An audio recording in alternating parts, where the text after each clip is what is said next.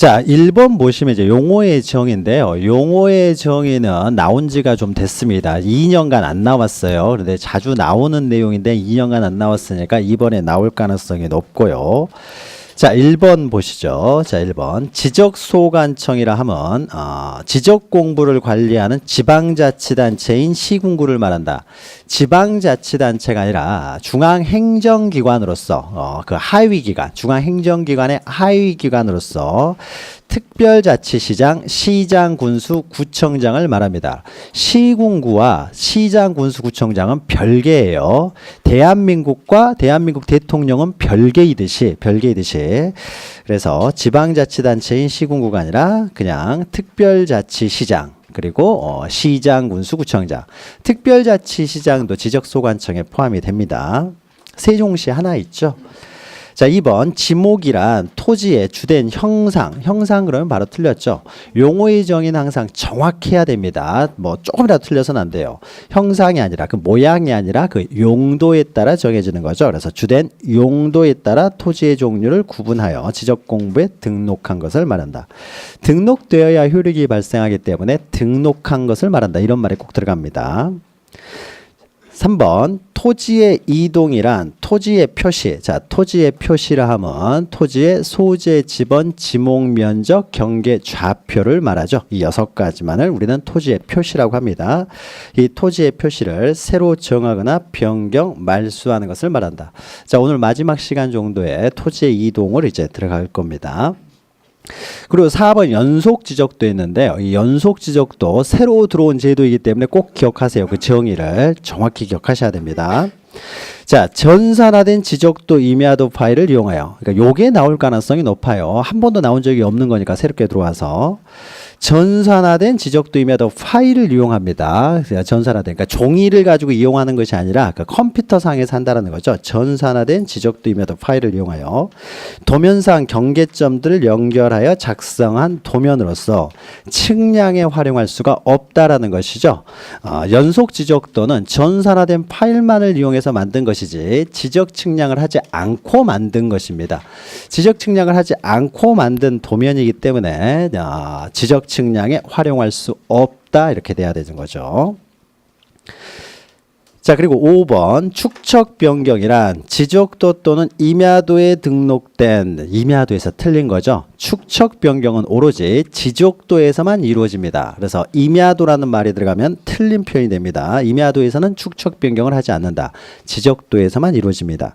그래서 지적도에 등록된 경계점의 정밀도를 위하여 작은 축척을 큰 축척으로 변경하는 것이죠. 여기도 뒤에가 큰 축척을 작은 축척으로 하면 이것도 틀린 표현이 됩니다. 작은 축척을 큰 축척으로, 그러니까 확대시켜야 되는 거죠. 큰 축척으로 변경하여 등록하는 것만을 우리는 축척 변경이라고 한다. 자, 개념 하나씩 잘 기억하시고요. 자, 2번 공간정보의 구축 및 관리 등에 관한 법령상 지번의 구성 및 부여 방법. 지번은 올해 꼭 나온다라는 거죠. 지번 부여 방법은 작년에 안 나왔어요. 그러니까 거의 매년 나오는데 작년에 안 나왔으니까 올해 꼭 나온다. 자, 1번 지번은 지적소관청이 지번 부여 지역별로 북서에서 남동으로 순차적으로 부여하죠. 북서 기본법이죠. 왼쪽이 지번도 지적소관청이 부여합니다. 그래서 특별히 국토교통부 장관이다라는 말이 없으면 주어가 다 지적소관청이 주어가 됩니다. 지적소관청이 부여한다. 그러니까 지번, 지목, 면적, 경계, 좌표는 모두 지적소관청이 결정을 해서 등록을 하는 거죠. 소재만 제외하고요. 2번 지번은 아라비아 숫자로 표기하되 임야대장 및 임야도에 등록하는 토지의 지번은 숫자 앞에 산자를 붙이는 거죠. 임자가 아니라 산자입니다. 계속 우리는 알고 있지만 시험 볼 때 헷갈리면 안 돼요. 혼돈 갑자기 이렇게 그냥 넘어가 버리면 안 됩니다. 산자 정확하게 기억하시고요. 3번 지번은 본번과 부번으로 구성하되 본번과 부번 사이에는 이 줄 표시로만 연결을 하는 거죠. 의로 표시해서는 안 되고 의로 그냥 읽을 뿐입니다. 읽기만 하는 것이지 의로 표시해서는 안 된다. 줄 표시로만 연결합니다. 그러니까 숫자와 부호로만 지번을 표시하는 것이죠. 한글을 써서는 안 되고요. 자, 4번 분할의 경우에 분할 후에 필지 중 한 필지의 지번은 분할 전에 지번을 하고 분할 전에 지번을 반드시 부여하기 때문에 분할에 있어서는 결번이 발생하지 않는다고 했습니다. 결번이 발생하지 않고요. 그리고 나머지 필지의 지번은 본번의 최종 부번 다음 순번으로 부번을 부여한다. 부번을 부여해서 만든다. 맞죠? 4번은 부번. 그리고 5번요. 합병의 경우에는 원칙적으로 합병 대상 지번 중 후순위가 아니라 선순위 지번을 그 지번으로 하죠. 선순위 지번. 그리고 본번으로 된 지번이 있을 때는 이제 본번 중에서 최선순위죠. 그러니까 본번 중 선순위 지번을 합병 후에 지번을 한다. 뒷부분은 맞는 내용이죠. 본번 중 선순위. 그러니까 앞부분이 틀렸죠. 후순위가 아니라 선순위입니다. 그러니까 뭐 후순위, 최종 순위 이런 말로 하면 다 틀린 표현입니다. 항상 선순위 정확하게 표현을 해야 돼요. 최종 순위, 후순위는 틀린 표현이고요. 자, 3번도 이제 지번 부여 방법인데요. 3번 토지의 이동에 따른 지번 부여 방법에 관한 설명으로 틀린 것은 토지의 이동이요. 구체적인 지번 부여 방법입니다. 자, 1번 등록 전환 대상 토지. 자, 등록 전환 대상 토지와 신규 등록 대상 토지에 있어서 지번 부여 방법은 동일합니다. 동일하니까 뭐 이건 신규 등록이 들어가도 상관이 없는 거죠. 자, 여러 필지로 되어 있는 경우 그 지번 부여 지역에 최종 본번 다음 순번부터 본번으로 하여 본번 최종 본번 다음 순번으로 본번으로 하여 순차적으로 지번을 부여할 수 있다. 맞죠? 원칙적으로는 인접 토지에 부번을 붙여서 부여하는데 이게 원칙이죠. 신규 등록 전환은. 그러나 예외적으로 이렇게 여러 필지로 되어 있다든지 또는 또 2번에 있는 거죠. 최종 지번 토지에 인접했다든지 또는 멀리 떨어져 있다든지 멀리 떨어져서 인접 토지에 부번을 붙이는 것이 불합리한 경우죠. 그래서 멀리 떨어져 있는 경우, 여러 필지로 되어 있는 경우, 최종 지번 토지에 인접한 경우 이런 경우에는 본번을 부여할 수가 있는 거죠. 자, 그래서 2번 보시면 신규 등록, 여기는 등록 전환이 들어가도 상관없는 거죠. 대상 토지가 그 지번 부여 지역 안에 최종 지번 토지에 인접했다. 최종 지번 토지에 인접했을 경우에는 그 지번 부여 지역에 최종 본번, 다음 본번에 본번을 붙여서 부여하는 거죠. 본번이죠. 본번. 그래서 예외적으로. 그러니까 항상 이 부번이란 말 대신 본번이란 말 대신 부번을 이렇게 혼란스럽게 집어넣기 때문에 이것을 정확하게 기억하셔야 돼요. 그래서 우리가 지난 시간에 할 때도 본번이냐 부번이냐 여기다 특별히 동그라미를 치고 했었던 거죠. 그래서 여기서는 본번을 붙여서 부여할 수 있는 것이죠. 부여할 수 있다. 1번하고 동일한 내용이죠.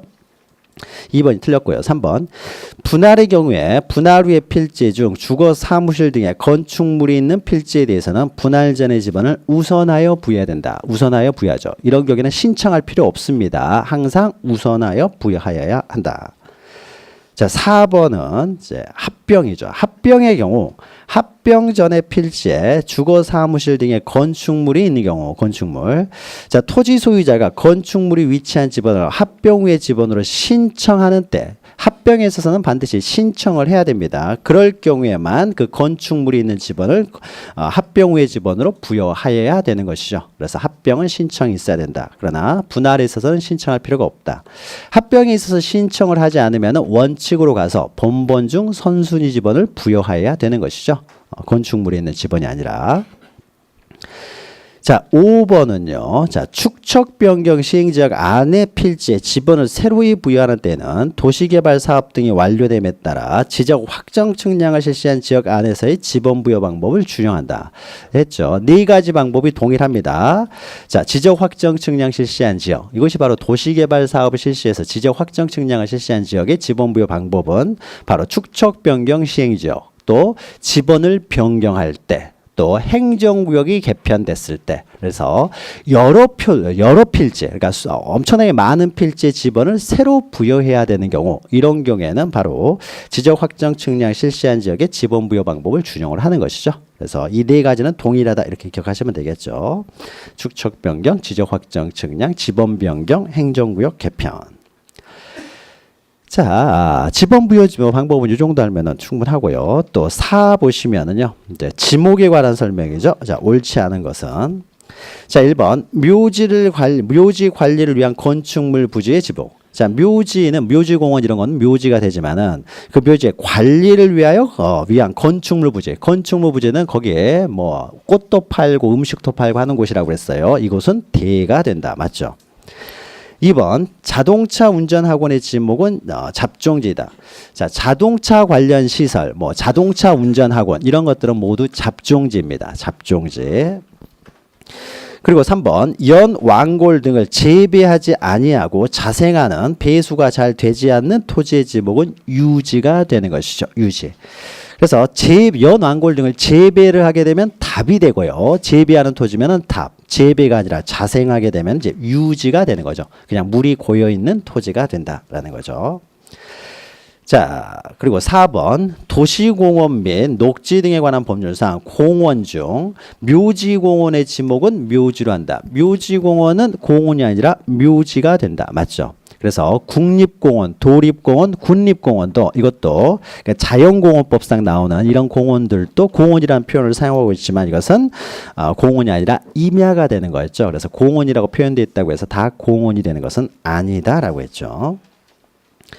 자, 5번 타인의 건축물을 임대하여 예배, 법요, 설교 등을 행하는 교회, 사찰, 향교 등 했는데 등에 해당하는 것이 대표적인 것이 또 사당이 해당됩니다. 사당.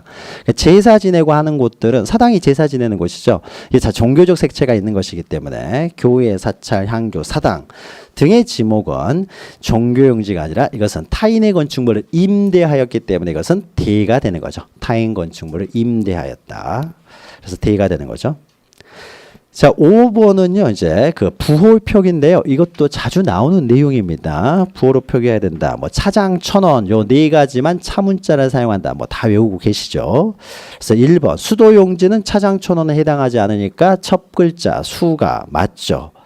자, 이 공장용지는 차장 1,000원 장에 해당되는 거죠. 그래서 공은 공원이 되는 것이고 공장용지는 장이 된다. 자, 주차장은 차가 되는 거죠.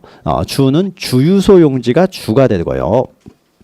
목장 용지는 바로 목이 되는 거죠. 장은 공장 용지를 말하는 것이고요. 자, 유원지는 원이 되죠. 유는 유지를 표시하는 방법이죠. 유지를 표시하죠.